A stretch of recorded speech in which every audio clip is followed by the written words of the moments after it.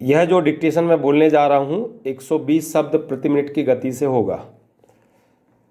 Ready, start.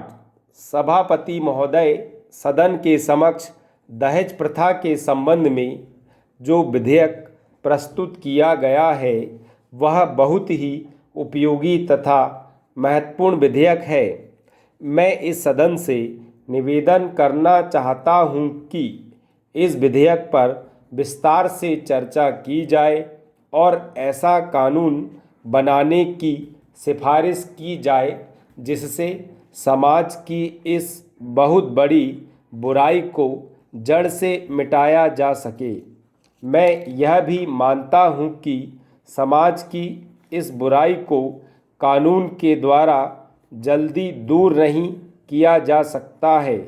कानून के साथ साथ कुछ ऐसे कार्यक्रम भी हमें बनाने होंगे जिनके माध्यम से देश की जनता को इस बुराई के विषय में अच्छी तरह से समझाया जा सके। दहेज प्रथा पुराने समय में हिंदू धर्म में प्रचलित थी, लेकिन अब धीरे धीरे यह प्रथा सभी धर्मों में बीमारी की तरह फैल चुकी है और अब धीरे धीरे एक व्यवसाय का रूप ले चुकी है। हिंदू समाज में विवाह भी एक पवित्र धार्मिक कार्य माना जाता था, लेकिन उसके साथ साथ धन दौलत और लेन देन का व्यवसाय भी जुड़ गया है। महोदय, इस बुराई को दूर करने के लिए हमें कानून भी बनाना होगा और साथ साथ पूरे देश में इसके लिए हमें एक जनमत भी तैयार करना होगा जिससे लोग इस बुराई के विषय में अच्छी तरह से जान सकें। बाल विवाह को रोकने के लिए कानून बना हुआ है, लेकिन हम देखते हैं कि हजारों बाल विवाह हो रहे हैं। इसका पता ना तो सरकार को है और ना ही ऐसे लोगों को सज़ा मिलती है। इसलिए केवल कानून बनाकर बैठ जाना उचित नहीं है। सरकार को समय समय पर इस बात का भी पता लगाना चाहिए कि कानून का पालन हो रहा है या नहीं। मैं आपसे निवेदन करना चाहता हूं कि केवल कानून बनाने में सामाजिक बुराई को समाप्त नहीं किया जा सकता। इस प्रकार की सामाजिक बुराई को समाप्त करने के लिए हमें समाज में जाकर काम करना होगा। आम जनता को घर घर जाकर दहेज जैसी बुरी प्रथा के विषय में जानकारी देनी होगी। उन्हें यह भी बताना होगा कि यदि इस प्रथा को समाप्त नहीं किया गया तो उनका विकास कभी भी नहीं हो सकेगा और वे सदा गरीबी में अपना जीवन बिताते रहेंगे। इस कार्य के लिए हमें देश में ऐसी संस्थाएं बनाने का प्रयत्न करना होगा जो देश सेवा की भावना से काम कर सके। सभापति महोदय, मैं आज विश्वविद्यालय अनुदान आयोग को उसके कार्यों के लिए बधाई देता हूँ। उसके अध्यक्ष एक प्रसिद्ध विद्वान हैं और शिक्षा के क्षेत्र में उनका योगदान बहुत अधिक रहा है। अनुदान आयोग के जो मंत्री हैं उन्होंने विश्वविद्यालय अनुदान आयोग के माध्यम से शिक्षा की बहुत सेवा की है। मुझे वहाँ के कार्यकर्ताओं से केवल यह कहना है कि कुछ क्षेत्रों में विश्वविद्यालय अनुदान आयोग के नाम को एक कलंक लग रहा है और वह है पक्षपात का कलंक। ऐसा पता चला है कि वहाँ के कुछ कार्यकर्ता विश्वविद्यालयों में परीक्षक होते हैं और कहा यह जाता है कि वे उन विश्वविद्यालयों का या उन कॉलेजों का अधिक पक्षपात करते हैं जहां वे परीक्षक होते हैं। मैं समझता हूं कि ऐसी बात नहीं होगी, किंतु यदि ऐसा है तो उन्हें परीक्षक का पद स्वीकार नहीं करना चाहिए, ताकि उनके ऊपर कोई पक्षपात करने का आरोप न लग सके। मंत्री महोदय, इसके बारे में पता कर लें कि वे परीक्षक होते हैं या नहीं। यदि होते हैं तो मेरा यह निवेदन है कि अनुदान आयोग के लोगों को परीक्षक नहीं होना चाहिए।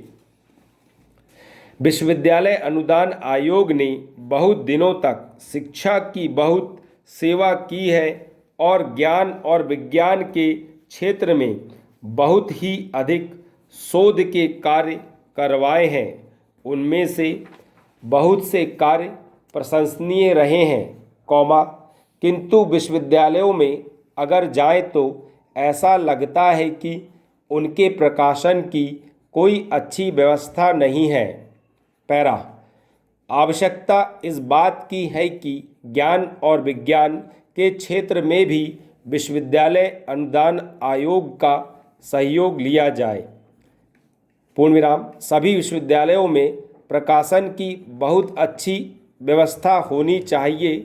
शोध के संबंध में कहना है कि जहाँ तक शोध का प्रश्न है, शोध का स्तर बराबर गिर रहा है और अब तो शोध का विषय भी नहीं मिल रहा है।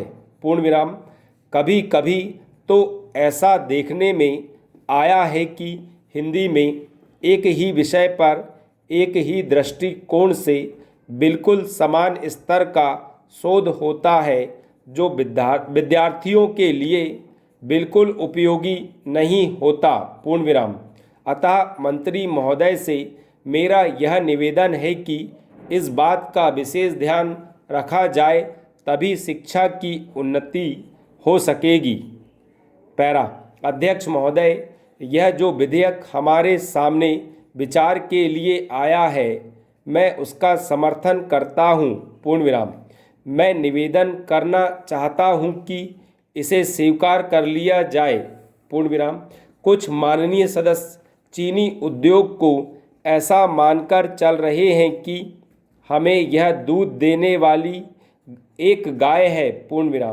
मैं यह जानना चाहता हूं कि वेतन बोर्ड की जो मुख्य सिफारिश है उसे स्वीकार क्यों नहीं किया जा रहा है। मैं यह भी पूछना चाहता हूं कि चीनी उद्योग के जिन मालिकों ने इसकी सिफारिश को लागू नहीं किया है, क्या सरकार ऐसा कोई कानून बनाएगी कि उनको कड़े से कड़ा दंड दिया जाए।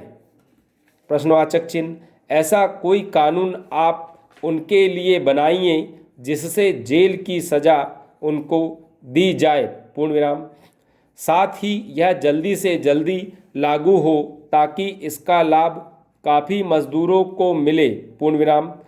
कई सदस्यों के दिल में गरीब मज़दूरों के प्रति बड़ी दया है और यह कहा जाता है कि यह जो श्रम विभाग है यह मजदूर कल्याण करने वाला विभाग है। हर मजदूर का लाभ इससे होता है। परंतु यह हालत देखकर तो ऐसा लगता है कि हाथी के दांत खाने के और दिखाने के और हैं। महोदय, मेरा यह कहना है कि जिन मालिकों ने वेतन बोर्ड की सिफारिश को ठीक तरह से लागू नहीं किया है उनके खिलाफ कड़ी कार्यवाही की जानी चाहिए। आज मजदूरों का शोषण किया जा रहा है। कई वर्षों से इस चीनी उद्योग में उनका शोषण किया जा रहा है। ऐसे हजारों मामले चीनी उद्योग के अंदर हैं कि उनसे काम तो लिया जाता है बड़े पद का और वेतन छोटे पद का दिया जाता है। मैं कहना चाहता हूं कि मजदूरों से जिस प्रकार का काम लिया जाता है उन्हें वेतन भी उसके अनुसार ही मिले। इसकी व्यवस्था देखना भी अत्यंत आवश्यक है। मैं यह नहीं कहता हूं कि सभी उद्योग अच्छे होंगे। आज काफ़ी उद्योगों की हालत खराब है पूर्ण विराम। मैं यह नहीं कहता हूँ कि सभी उद्योग अच्छे होंगे, पूर्ण विराम। आज काफ़ी उद्योगों की हालत खराब है, पूर्ण विराम। मेरा कहना है कि जो उद्योग खराब हालत में चल रहा हो तो वहाँ जो कर्मचारी काम करते हैं उनको उसका हिस्सेदार बनाया जाना चाहिए, पूर्ण विराम। सहकारिता के आधार पर उद्योग चलना चाहिए, पूर्ण विराम। उसके अपने हिस्सेदार मजदूर हों, इस पर मुझे कोई आपत्ति नहीं है, पूर्ण विराम। आज भी बड़े पैमाने पर हमारे किसान भाइयों को इन चीनी मिलों के मालिकों ने पैसा नहीं दिया है, पूर्ण विराम। किसानों का हर तरह से शोषण किया जा रहा है, पूर्ण विराम। इसमें एक लाइन रिपीट हो गई है और मैंने कई जगह कॉमा पूर्ण विराम भी बोला हूँ।